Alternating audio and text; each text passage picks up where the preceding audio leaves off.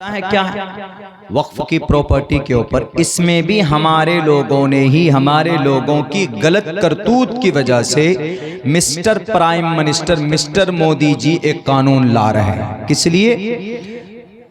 हमारे जितने भी प्रॉपर्टी है, तकरीबन 9.5 लाख एकड़ जमीन है किसके पास? मुस्लिम वक्फ बोर्ड के पास 9.5 लाख एकड़ जमीन। पूरी दुनिया में इतना बड़ा बोर्ड कहीं नहीं है। यानी हमारे हिंदुस्तान में सबसे ज्यादा जमीन डिफेंस के पास है, आर्मी लोगों के पास, यानी उस सेक्शन में है। दूसरे नंबर पर सबसे ज्यादा जमीन जो है वो रेलवे के पास है, रेलवे उनके पास जमीन है। तीसरे नंबर पर सबसे ज्यादा जमीन मुस्लिम वक्फ बोर्ड के पास है, 9.5 लाख एकड़ जमीन। 9.5 लाख एकड़ जमीन, इतनी जमीन क्या आप अंदाजा नहीं लगा सकते। तो नीयत बिगड़ गई ना देखकर मिस्टर प्राइम मिनिस्टर की, मिस्टर मोदी जी की। कहा कि चलते चलते इन पर भी कब्जा कर लो। लेकिन मेरे भाइयों मैं बताऊं कि इसका भी जिम्मेदार मुसलमान है। कैसे? मैं आपके सामने में कुछ डिटेल्स पेश करता हूं। 9.5 लाख एकड़ जमीन है और कुछ बिल्डिंग है बड़े बड़े शहरों में, कलकत्ता, हैदराबाद, पुणे, मुरादाबाद, मुंबई वगैरह वगैरह बिल्डिंग है, फ्लैट है। पहले लोग करते थे, 1950 तक तो बहुत डोनेट किया। प्रॉपर्टी वाला है, जमींदार कोई नहीं है, मर रहा है तो मरने से पहले डोनेट कर दिया हमने, वक्फ कर दिया इसको अल्लाह के नाम पर। तो उन जमीनों के ऊपर कहीं पर कंपनी बनी हुई है, उसका किराया आ रहा, कहीं पर मोबाइल टावर है उसका किराया आ रहा, कहीं पर होटल है तो उसका किराया आ रहा, कहीं पर कोई सरकारी काम है, कोई इंस्टीट्यूट है तो उसका किराया आ रहा। इतनी आमदनी वक्फ बोर्ड की है कि पूरे भारत में 25 से 30 करोड़ मुसलमान है ना, हर एक मुसलमान को महीने में 1-1 लाख रुपए मिल सकता। इतनी आमदनी है वक्फ बोर्ड के पास। लेकिन आप में से किसको मिला? वक्फ बोर्ड से कोई पैसा मिला किसी को? 1 रुपए तक नहीं मिला आज तक। तो जो लोग चेयरमैन बने, वक्फ की प्रॉपर्टी को कोई नहीं बेच सकता, न चेयरमैन बेच सकता, न मुतवल्ली बेच सकता है, न उसका कर्ता धर्ता देख सकता है, बेच सकता है, सिर्फ उसकी निगरानी कर सकता है। जो भी चेयरमैन का वक्फ बोर्ड का चेयरमैन बनेगा वो सिर्फ उसकी फायदा के लिए इस्तेमाल कर सकता है, कौम समाज के लिए। भाई यहाँ पर जमीन है, चलो ये जमीन खाली है, वक्फ बोर्ड की एक हॉस्पिटल बना दो, लोग फायदा उठाएंगे, ये कर सकता, उसको बेच नहीं सकता। लेकिन मेरे भाइयों आपको ताज्जुब होगी ये जानकर, सूबे महाराष्ट्र में सन 1990 से लेकर सन 2002 तक 11,000 करोड़ रुपए की जमीन बेची गई। वक्फ बोर्ड की जमीन बेचने वाला कोई मिस्टर मोदी का दोस्त नहीं, योगी का कोई रिश्तेदार नहीं, बेचने वाला हमारे मुसलमान थे, वक्फ बोर्ड के जिम्मेदार थे। अगर वक्फ बोर्ड की आमदनी आती तो ये जो आपका मदरसा है ना, दीवारों में सुराख हुए हुए, ये लॉकडाउन से ये मदरसा कब्र की तरफ जा रहा था, इसमें पढ़ने वाले बच्चों की तादाद होनी चाहिए थी, आलीशान ये मदरसा दिखना चाहिए था, असातिज़ा को बेहतर से बेहतर तनख्वाह मिलनी चाहिए थी, इसकी बिल्डिंगें शानदार होनी चाहिए थी।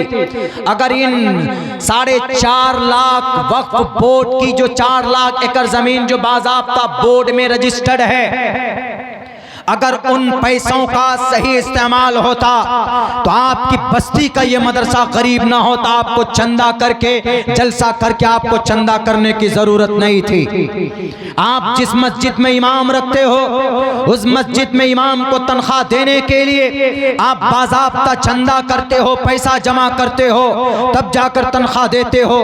अगर वक्फ बोर्ड की आमदनी का सही इस्तेमाल होता, अब्दुल्ला खुलकर कहने के लिए तैयार है, अगर आप कहेंगे तो पत्थर पर लिखकर देने के लिए तैयार हूं, कसम खाकर ये बात कही जा सकती है। हमारे इमाम को 10,000 रुपए नहीं, 20-20, 25-25 हजार रुपए की तनख्वाह उनको दी जा सकती थी वक्फ बोर्ड की तरफ से, और बेहतर जिंदगी गुजार सकते थे हमारे इमाम किराम। मदरसा चलाने के लिए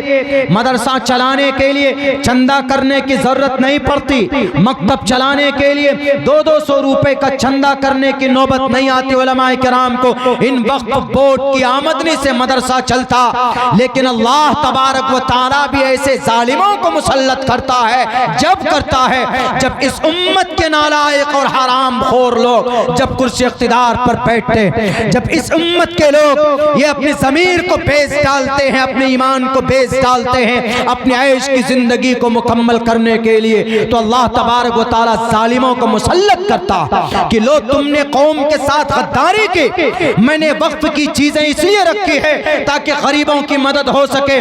पूरे भारत के अंदर कोई मेडिकल कॉलेज है वक्फ बोर्ड की? नहीं है।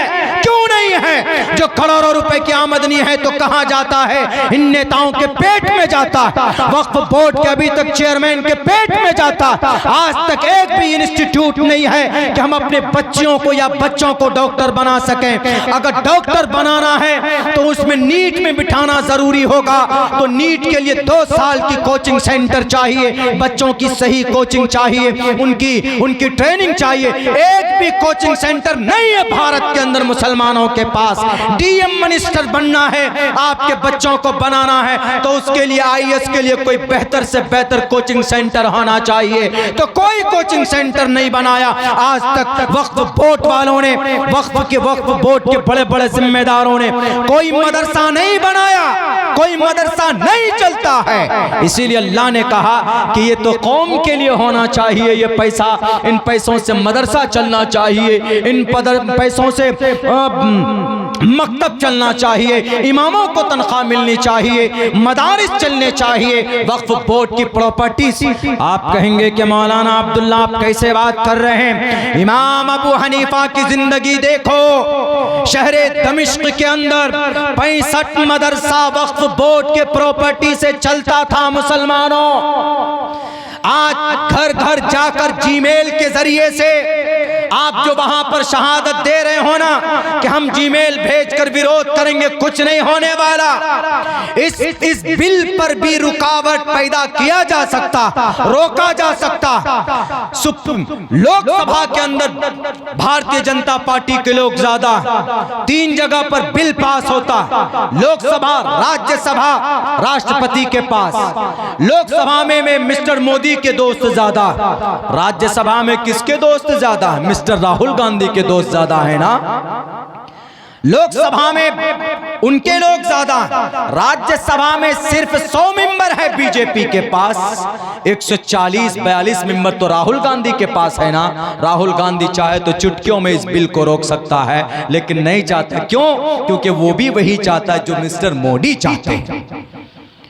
इसीलिए इन लोगों से रुक पूछ करके हमने आपको वोट दिया, हमारी प्रॉपर्टी लूटने की बारी आई, आप सपोर्ट कीजिए। एक लफ्ज नहीं बोला इन सेकुलर नेताओं ने, इन जालिमों ने। मेरे भाइयों, मेरी बात थोड़ी कड़वी होती है लेकिन मबनी पर हकीकत है। मेरी बातों से किसी को तकलीफ जरूर पहुंच सकती है, लेकिन जीमेल के जरिए से ये तो हमारे अकाबिर मेहनत कर रहे हैं बेचारे, वो समझिए कि कुफरिस्तान में अजान पढ़ने का काम कर रहे हैं। वरना इसका आसान सा रास्ता ये है कि जहां बिल पास होगा, जहां रोक सकते हैं, वहां तो भाई सेक्युलर पार्टी के लोग ज्यादा हैं। राज्यसभा में 42 के 142 मेंबर हैं, उधर 100 ही मेंबर है, तो वहां पर रोको 142 मेंबर को, कहो कि रे तुम कोई भी घर से बाहर मत निकलना, राज्यसभा के घर से। जिस दिन इसके ऊपर वोटिंग होगी तो सब वहीं रहना। ये मत कहना कि हमने ना वोट किया, ना हमने समर्थन किया, ना हमने खिलाफ किया, हमने वॉकआउट किया। कम वक्त वॉकआउट मत करना, वहीं पर रहना, वोट करना, तब देखेंगे आपकी सेक्युलरिज्म बैरकत। तो मेरे भाइयों, इस वक्फ की प्रॉपर्टी से इस उम्मत का बहुत बड़ा फायदा हो सकता था, लेकिन नहीं हुआ, नहीं होने दिया। क्यों? क्योंकि हमारे ही लोग बेईमान बन गए, हमारे ही लोग जिनको हमने चेयरमैन बनाया वही लुटेरा बन गया। देखिए फॉर्च्यूनर गाड़ियों में घूम रहे हैं। आप कहेंगे कि मौलाना आपके पास डेटा है? जी हैदराबाद में आज भी कई ऐसी बिल्डिंग है जिसका किराया आज के जमाने में 25,000 रुपए। अगर 2 BHK का फ्लैट है, यानी 2 रूम 1 हॉल किचन बाथरूम ये सब लगा के 2 BHK का फ्लैट है बेहतर इलाके में हैदराबाद में, तो उसका किराया 25,000 रुपए। वक्फ बोर्ड की बिल्डिंग है तो 25,000 रुपए कहां पर आना चाहिए? वक्फ बोर्ड के रजिस्टर में आना चाहिए ना। वक्फ बोर्ड के रजिस्टर में सिर्फ 2,500 रुपए लिखा जाता है, बाकी 22,500 रुपए कहां जाता है? घोटाले वाले पेट में जाता है। अल्लाह का डंडा बजेगा कि नहीं बजेगा? जरूर बजेगा। जो हुकूमत आती है ना वो तकवीनी निज़ाम के तहत आती है। हुकूमत जो बादशाह चुना जाता है ना वो तकवीनी निज़ाम है, अलग है वो हिसाब किताब, वक्त नहीं बात करने का। तो वो तकवीनी निज़ाम बंदे के अमल से रिलेटेड है। अगर आपका अमल अच्छा है तो अल्लाह तकवीनी निज़ाम के तहत अच्छे लोगों को मुंतखब करता है। अगर हमारा और आपका अमल गंदा है तो अल्लाह तबारक व तआला फिर जालिमों को मुसल्लत करके बिठाता है, सिर्फ इसलिए कि तुम सुधर जाओ लोगों। इसीलिए मेरे भाइयों, इमाम अबू हनीफा के 65 मदरसे चलते थे वक्फ की प्रॉपर्टी से, इमाम शाफी के 55 मदरसे, इमाम मालिक के 15 मदरसे, इमाम अहमद इब्न हंबल के 6 मदरसे वक्फ की प्रॉपर्टी से। आज नहीं चल रहे। क्यों? इसलिए कि आज तो लुटेरा बैठा हुआ है। और कुछ पैगाम नौजवानों के नाम देना चाहता हूं इस पुरफितन दौर में।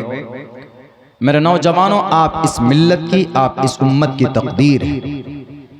इस उम्मत की आप काया पलट सकते हैं, समाज के अंदर तब्दीली ला सकते हैं। 3 काम करना है। अगर आप अज़्म मुसम्मम रखते हैं तो इंशाअल्लाह आपको फायदा देगा, जरूर देगा। सबसे पहला काम इस पुरफितन दौर में क्या करना है? हम किसी से लड़ नहीं सकते, झगड़ नहीं सकते। हमें लड़ना भी नहीं, झगड़ना भी नहीं। हमें अफराद पैदा करना।